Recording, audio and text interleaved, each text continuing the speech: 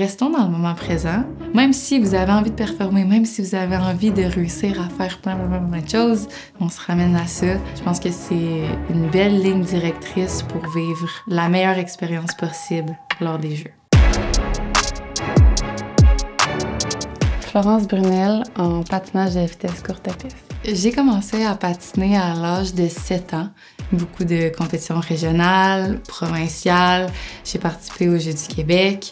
J'ai participé à des championnats du monde junior. À l'âge de 17 ans, j'ai participé à mon premier championnat senior. J'ai été à mes premiers Jeux olympiques. Puis je suis présentement en train de m'entraîner pour les prochains Jeux olympiques. Je pense que je suis très satisfaite de tout le travail que j'ai fait dans les dernières années pour être où je suis rendue.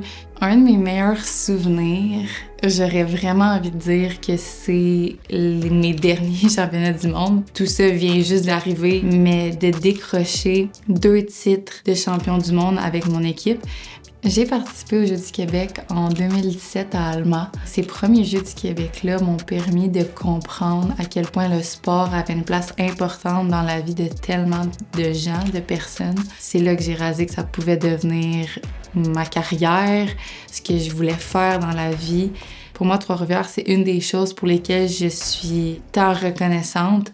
C'est de l'encadrement que j'ai eu, en plus de pouvoir dire que ma famille vient d'ici.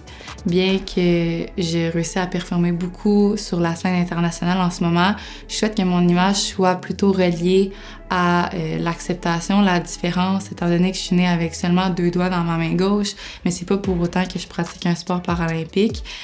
C'est de réussir à démontrer à tout le monde, autant en plus bas âge que justement toute la population, que être différent, c'est simplement une force et non quelque chose qui peut te tirer vers le bas et qu'on doit pointer du doigt. Et donc, ça fait partie des raisons pour lesquelles je suis contente de pouvoir être ambassadrice pour les Jeux du Québec de Trois-Rivières, de donner cette visibilité-là et cette ouverture d'esprit à n'importe qui peut me voir, m'entendre.